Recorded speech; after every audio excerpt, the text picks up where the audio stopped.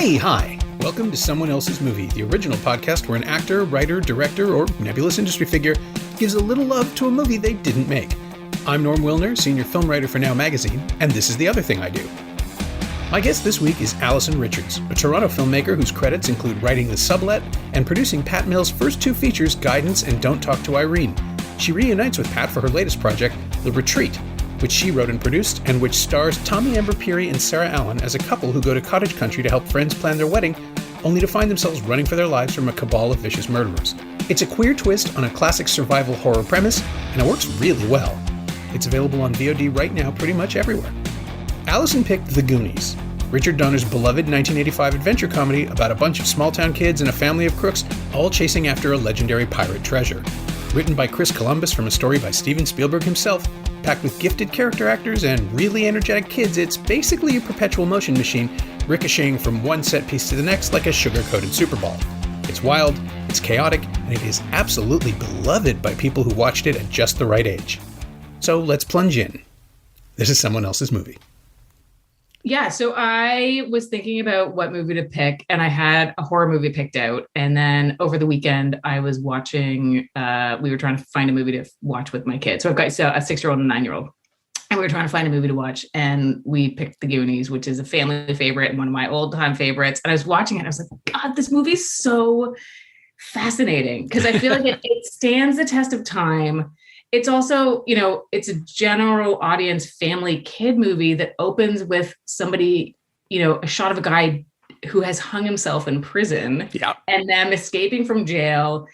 They swear, there's like some dick jokes that actually kind of work. Like there's a bunch of things that for, again, for a family movie, you just wouldn't see today, but I feel like it's the ultimate adventure film. And, for somebody who grew up watching this movie as a kid to then share it with my kids, I just find it such a fun, in some ways, obviously there's flaws, but in some ways it's like this perfect adventure film about the biggest group of underdogs. And then it also simultaneously is so 80s, including the fact that there's like a Cyndi Lauper music video of her singing about the Goonies embedded in the movie. Like it kind of has it all. So then I was like, I should talk about the Goonies. I could talk about the Goonies all day. So yeah. How did the kids take it? They love it. This is not their first time seeing it. And they think they think it's so fun. They think it's great. It's just pure chaos. I mean, revisiting it, before we started recording, I showed you the ridiculous 25th anniversary box set that I have. And that's because I interviewed Richard Donner for it when that came out. So this would have been 2010, must have been the fall of 2010. Because the big takeaway, the two takeaways I will share. The first one is, I don't think he likes it. I think Amazing. The experience, yeah, really? I think the experience of it was so frenzied and messy. Oh. He was complaining about the sound. Like he was complaining about not the soundtrack, but the recording of the sound and I think the quote is, you have all these kids screaming at once and they just kept screaming louder. Like he sounded tired 25 years later thinking about the making of the movie.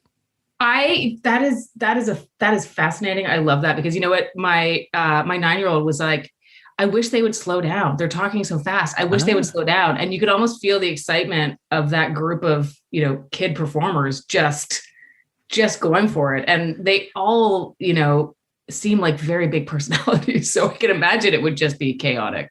Yeah, I can feel it even now watching it again. It's just, the camera seems to be trying to keep up with everybody. It's like 10 years before they figured out the little trick in Jurassic Park, which is you move the camera a second after the CG moves because it looks like a cameraman is trying to keep up with an unpredictable creature. But these kids they're all velociraptors just running over each other and flailing around. The other thing that Donner talked about was that he has a decent relationship with the kids. Like he stayed in touch with most of them. And that was really sweet because it doesn't sound like he was the best guy to be working with. Like it just sounds like he went into his trailer and cried at the end of every day. Oh gosh. Well, I think that would be, I made a short film that was set at a kid's birthday party in a backyard. And it seemed like that was going to be easy. And it was so hard to shoot because the same thing, we had 20 kids who were all at a party eating cake, and we lured them by saying it'll be a lot of fun. Come and work for free on this short movie. And yeah, it was just, by the end of the day, I cannot imagine doing it for however many shoot days they must have made the Goonies for. And this was a long shoot. Like, this was a big, complicated movie with multiple locations and props and sets and sound stages and live. It is, if you tried to explain it to people, even when Stranger Things came out a few years ago, and I used the Goonies as a metaphor, like, it's grounded in like the Goonies meet Firestarter, basically. But if you try to explain what the Goonies is, you sound like you're hallucinating, because the scope of it is massive. It's massive. Like, and again, that was something watching it, as a kid, you never think about that, but just even rewatching it over the weekend, just the sheer production volume of that, like the amount of set pieces. There's that water slide, which you can only imagine where that was. And I heard, and you might know this, but whether the pirate ship, I heard that they had built that and then they tried to donate it to somebody, but no one would. So they ended up scrapping it, which I think is so unfortunate, because how many people would love, like, I know. That'd be so huge right now if you could do that. You go visit the pirate ship from the Goonies. Oh yeah, it would be it's like now it would probably fit in the Smithsonian. Like, it would be that kind of revered artifact. But even absolutely, yeah. In 1985, when theme parks were like, they're nowhere near what they are now. They were still pretty big. I can see the Goonies being dismissed, probably because also it wasn't Disney or Universal. Neither studio owned it already, so they'd be less interested. But yeah, the idea that you build this thing, and it was Hook was like 6 years ahead. They could have kept it around long enough to do another Spielberg production on a ship, but no, they just could not make it work. Yeah, so they just scrapped it, which is so sad. Yeah, and yes, you have. Not only do you have a complicated production, but the story, I mean, every kid has a B plot. Every character has something going on. The thing with and then there's these weird romances that have to sort of happen between people we've seen for all of 3 seconds before. And the Fratelli family they have their own, like there is a Fratelli movie that happened before this film starts. Like, there's a whole story and a whole culture that we're not even introduced to it. It is thrown at us in the first, I saw it theatrically in 85, and it was a very exhilarating experience for what was I, 15-year-old, 16-year-old? Mm-hmm. But it was just like, even then I could tell I was a little too old for it, because the kids in the audience with me were just screaming and laughing, and I'm trying to keep up. I'm trying to figure out how, like, my little critic brain is going, well, how does this fit into that? And the whole point of the Goonies is that you should really stop trying. Oh no, it's just pure ridiculous pleasure. Like, you have to just kind of surrender to this underdog story. Even, I mean, there's the fact that they end up at the wishing well makes no sense. Like, there's so many plot points that just don't quite add up. But and maybe my love for it, my nostalgia for it, is because I saw it as a kid, and so it has this sort of special place. And then again, seeing it last weekend with my kids and just seeing how much they loved it. But I loved this, in an era too where there's so many things that I think, like, there's so much freedom for the kids in that movie. Like, they just go on this, like, there's no adults. They just go to, and there's so much danger for them, which I think it's also like, I don't think you see that in kid movies to the same, like live action kid movies. I don't think you'd see that today. Like, there's so many parts of this that you just wouldn't see. Yeah. The idea of actual peril for children, like, every one of those kids is going to need a tetanus shot or 3 by the end of this adventure. And the sense that people could be, mutilated full on. The Fratellis are dangerous. There's a car chase. Like, they're not, this is not E.T., right? Where everything is tender and gentle, and then there's an adventure at the end. This is just a burst of, like, it's a marathon. It's a marathon of sprinting. I don't even know how to describe it. I agreed. It's a total marathon. And not only, will they need a tetanus shot, but the kids are getting shot at with guns by grownups. Like, and I, to this day, never make a smoothie or use a blender without thinking of the scene where they take the kid's hand and they're trying to get him to confess and they try to shove it into the blender. Like every single time I make anything with our blender, I think of that scene. Yeah. And I love too how he just starts confessing everything, every little moment of his life. Yeah. And it's in character still, right? Like it's still rooted in character, even though, yeah, there's so much going on. And the thing, like, it's like a whirlwind of archetypes. Some of them are a little racist. Some of them are a little insensitive, but the kids keep pushing through. Like Chunk and Data are marginal characters, but they're not marginalized in the way that they might be in this, like in another 80s film. I mean, I think about something like Revenge of the Nerds, where it's just openly hateful of anyone even slightly different.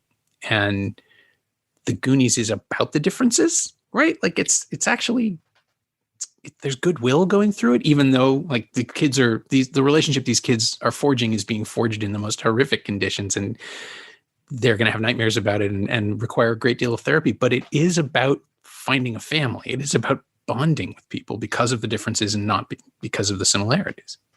Absolutely. And it's funny because Revenge of the Nerds was also one of my favorite movies as a kid. And that one has aged, from my perspective, so incredibly poorly. Oh, so yeah. I think, the Goonies certainly has a fair amount of, it certainly has its problematic issues from watching it with, a 2020 lens. But sure.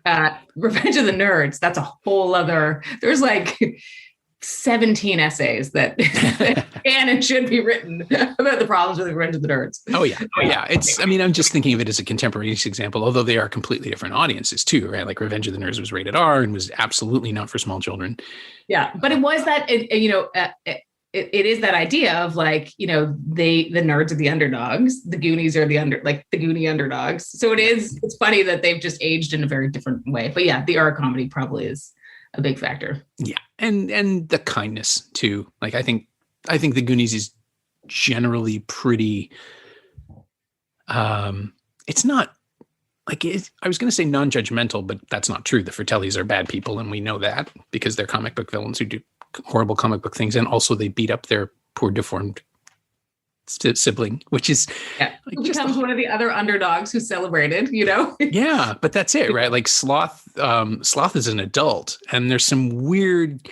It's the thing that no one really thought about too hard at the time. I suspect the whole he's childlike, he's innocent, and it's the Frankenstein monster, right? They're really just incapable of dealing with the world. The way the world responds to them is frightening, and so they become more brutish and frightening. But what's going on in the Goonies, like its heart is in the right place on that relationship, and it shouldn't work. Like even watching it again, I just thought every one of these scenes requires these actors to nail it, like just nail it. And the kid playing Chunk gets it, and John Matuszek under all of this makeup is somehow trying to do something genuine. And Donner is giving them the space, because I know he worked with them. Like he always worked with his actors when he made a movie, and those scenes should be unwatchable. And they're, even then, like they should have been just really broad comic messes. And he's trying for something, and it gets there. I was kind of in awe of it this time through. That I completely and totally agree with you. And that was my experience. It's funny. That's why I got so excited over the weekend. I was like, I want to talk about the Goonies, because rewatching it again, it was just, even the scene where, he's in the freezer. One of my favorite lines is when he's in the freezer with the body and he's like, it's a stiff. But there's this whole sequence with, the kid and the dead body, which I would certainly file under things you should never do in a kid's movie. It's like, don't put a dead body and a kid together. It can't work. But they managed to make that whole thing really work. It's great.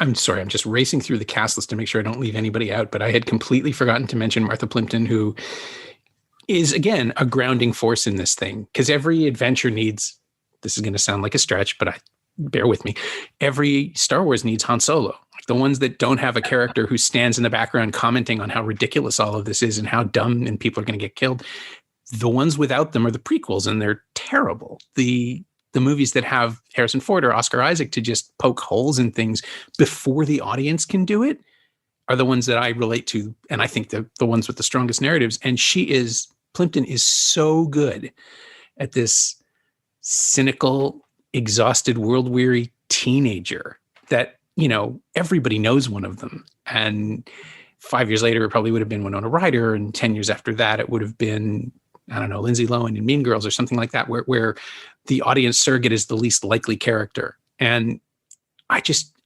yes, Sean Astin is in this and Josh Brolin is in this. And there are a lot of actors who went on to do more stuff. But I just came back to her every time thinking, like, how did she know she could do this? Like, Desperately Seeking Susan hadn't even been released when she made this movie. This is just such an original, lively performance in the middle of this gigantic machine.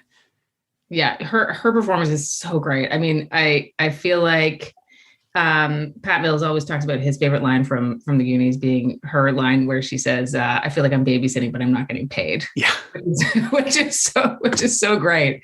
But I think the other thing that I found kind of refreshing about it is, I mean, we talked about sort of the couple of things that are questionable about it. I think the Andy character, who's, just the damsel in distress, who's just throwing herself at anybody and, can't do anything and is kind of screaming hysterically most of the time.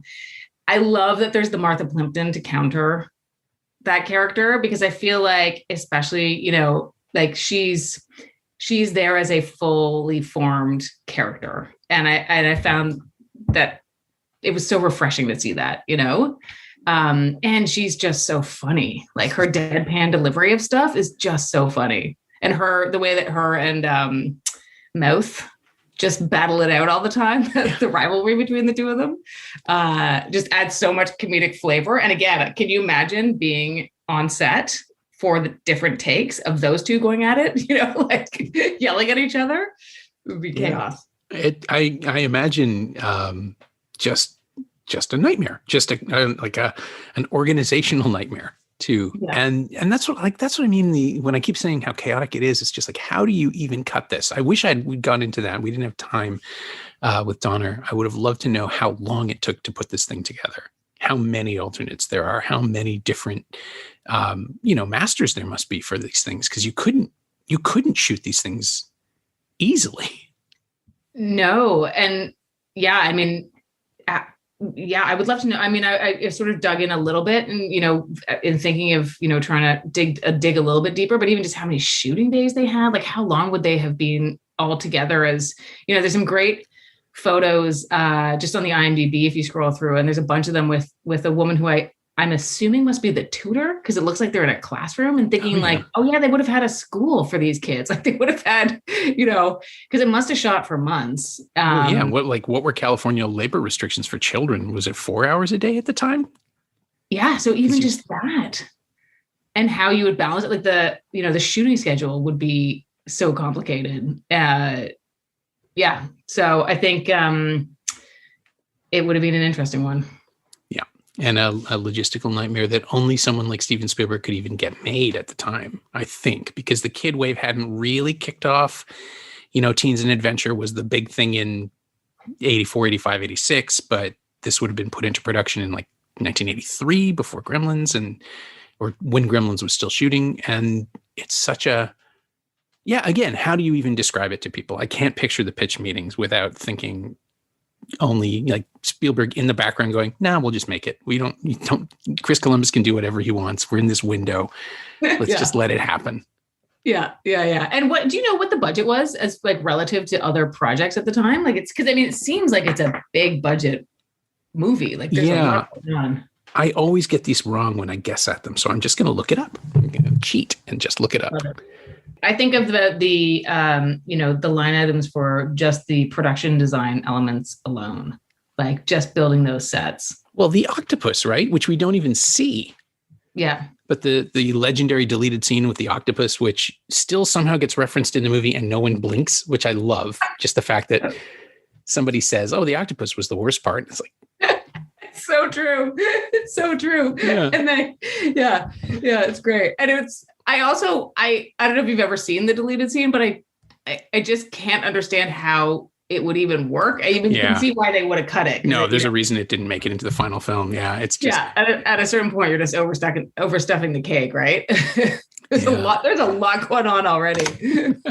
And then Wikipedia says $19 million, which is not inconsiderable for the time, but lower than I would have expected. Yeah. Certainly that. Yeah, I don't know what that would be in 40 years later money, but it's got to be something equivalent to like 120 or 130. Yeah, maybe for all of it. And but I guess none of the cast was, at the time. I don't think any of them. Yeah, I mean, any of them really done anything. I mean, they were a bunch of kids, right? Like, I don't think I don't think the cast budget would be that significant. No, the biggest name. I mean, Josh Brolin was the son of somebody famous.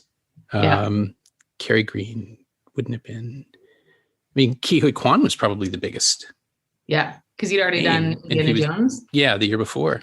Yeah, but no, I don't think there's anybody else. Like Anne Ramsey hadn't popped yet, really. Robert Davi and Joe Pantoliano were kind of character actor guys. Also really young too.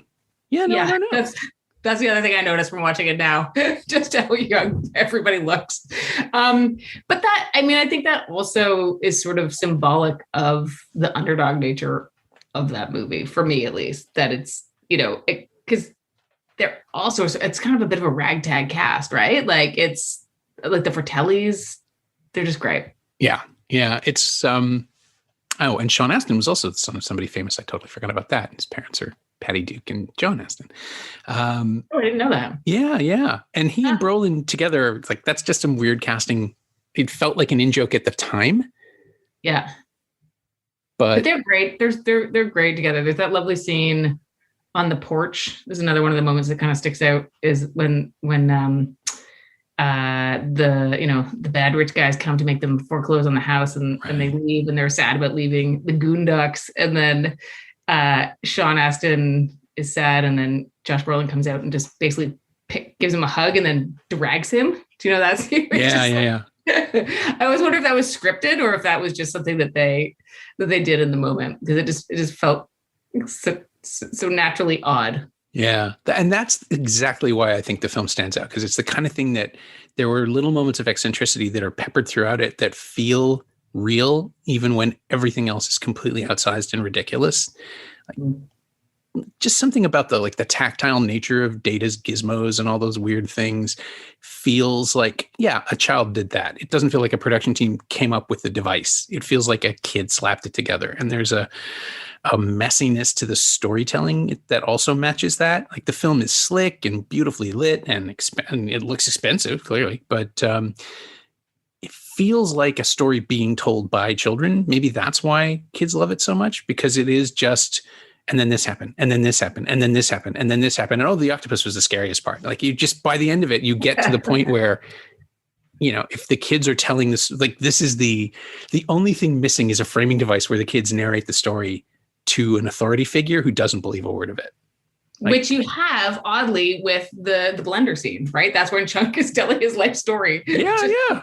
Rattling it off. It's like, that's kind of the movie. And I find, to your point about it just being like so kind of frenetic, like I find by the end, and even though I love the movie, by the end, when they all explode yet again for the 19th, 100th time, where they all get excited at the same time, when they find the gems and they're like, don't sign the papers, they all explode. Even by then I'm like, oh, if this group has another collective explosion of energy, it's just, you're kind of over it at that point. Like, let's roll the credits. I love it, but let's go.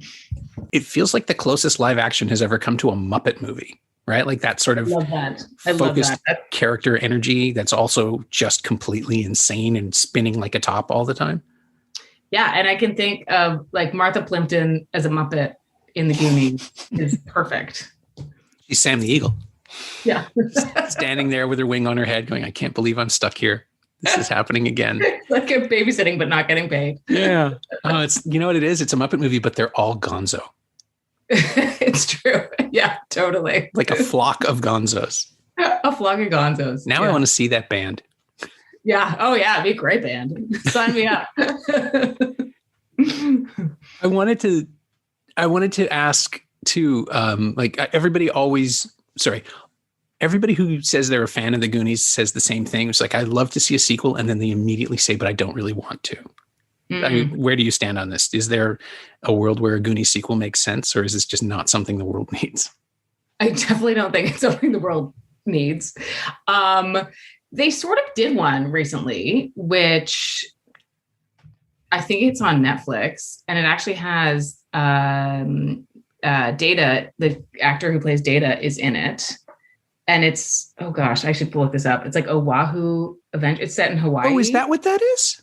Yeah, it's basically, and I don't know if it's fully affiliated with the Goonies, but it's very similar. Like it's structurally, it's, call to adventure. They end up inside, a contained cave system looking for treasure. And then again, the actor who plays Data is in it, and sort of, it seems like a wink, wink, nudge, nudge to the audience. Okay. So, I think it's Ohana something, right? Like I thought I was wondering if it was connected to Lilo and Stitch because of the word Ohana, which means I'm not well versed enough in the Lilo and Stitch world to know if it's attached to that. I can't. But it definitely has that. The other movie, and you know what? I only know this because I have young children who watch a lot of family movies. Sure. And I just desperately hope that they're ones that, I can also enjoy to a certain extent versus being painful. But Dora the Explorer is also in the vein. There's a live action Dora the Explorer, which has that treasure hunting, like kids treasure hunting sense. Okay. So if someone were looking to satisfy their Goonie sequel cravings, those are two that you could look at. But I don't know. I mean, it would be a cool assignment to have to think of how that could work. Because I bet there is a version of that movie that could be brilliant, but it would really need to nail it. Yeah, I can't, like, short of having Chunk or Mouth or Data be dragged back in unwillingly. Like, you could do something about people forced to confront the kids they used to be. That could be really interesting. But I don't know how you tell the story with adults other than having to ruin their lives before the movie even starts, right? Because why would they bother getting back together unless there was some kind of redemptive thread? I love it. So you're literally thinking it's the same gang and they end up back on another adventure together with the same actors. Oh, it would have to be. Like, to save their kids, they have to do something. Yeah. That's the only way I can imagine it. That's what I was picturing, that it was probably like their kids on an adventure and they're now the grumpy grown-ups who are like, maybe over-parenting and doing sort of like the opposite of what their kids had, which was the total freedom. The freedom, yeah. I realized, too, that what I'm pitching is Hook, which I don't think we need to make again. So I'm fine. I'm off. You do your thing. Yeah, we're good. You build the pitch and I will watch it. Amazing. We'll keep thinking on it. Yeah. There is absolutely no way to stitch this question into, like, the podcast always ends the same way, which is me asking if there's anything of the Goonies that factored into the film that we're talking about, or into your own work, and the retreat. No. But if there's something that you've used elsewhere or anywhere. I don't know. No, it's funny because I think there's somebody else asked me a question recently about, what was the moment that I knew that I wanted to make movies. It was not the Goonies. They're sort of like, the Goonies kind of represents the opposite of it. Like, I grew up kind of, the popcorn movies, the Goonies. And then I actually saw a screening of a Robert Mapplethorpe documentary at the Bloor, and it was preceded by a short film called Blue that I think Don McKellar directed. I know Blue, yeah. And there was a Q&A. And so me and my friend went, and there was a Q&A, and all of a sudden these filmmakers who were in the audience stood up and started answering questions. And it was the first time where I realized, like, whoa, like people make movies. Because up until that time, it was just this, it was as impossible as the plot of Goonies to make a movie, until I sort of saw the flip side of it. So that is like a cheating way of answering that question and trying to somehow tie it in together. No, I like it. I think it works. But this is the other one too. The movie that I was going to do was Revenge. Have you seen that film? The French film? Oh, C'est là. It's right there. Perfect. Yeah, Perfect. That was Carly Fargy. Yeah, which I love.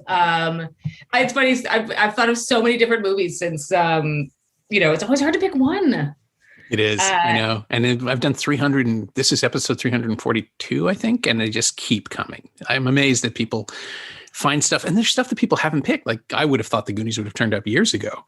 I thought so too. So I looked on your, like, I looked at it. And the reason that I actually picked the Goonies was because I was, I was in checking to see if Revenge had been taken. And then I saw that Justin had done for Violation, had done Back to the Future Part 2. And I was like, well, if he, for Violation, can do Back to the Future Part 2, then the Goonies is okay. That was like the stamp of like, oh, okay, it doesn't have to be necessarily related to the film. Oh, no, there are no rules. Yeah, I like that. That works for my anarchy spirit. My thanks to Alyson Richards, whose latest project, The Retreat, is now available to rent and buy on digital VOD platforms across North America. Thanks also to Guillermo Restrepo. He knows what he did. You can find Alyson on Twitter at Alyson M. Richards, all one word, and Alyson with a Y. And you can find The Goonies on 4K, Blu-ray, and DVD from Warner Home Entertainment. It's also available on Apple TV and Google Play, and streaming on Crave in Canada and HBO Max in the US. As always, you can find me on Twitter at Norm Wilner and elsewhere on the internet at nowtoronto.com, where I host a bunch of podcasts these days, and I write the weekly Now Streaming newsletter, to which you can subscribe at nowtoronto.substack.com. And you can find this podcast on Twitter at Semcast, S-E-M-Cast, and on the web at someoneelsesmovie.com. Our theme song is by The Last Year. If you like it, or the show in general, please say so. Leave a review on Apple Podcasts or Google Podcasts or wherever you've been enjoying us. Every little bit helps, it truly does. And check out the other shows on the Frequency Podcast Network while you're there. Stay home, watch movies, wear a mask if you go out, get your shot. I'm saying that now. See you next time.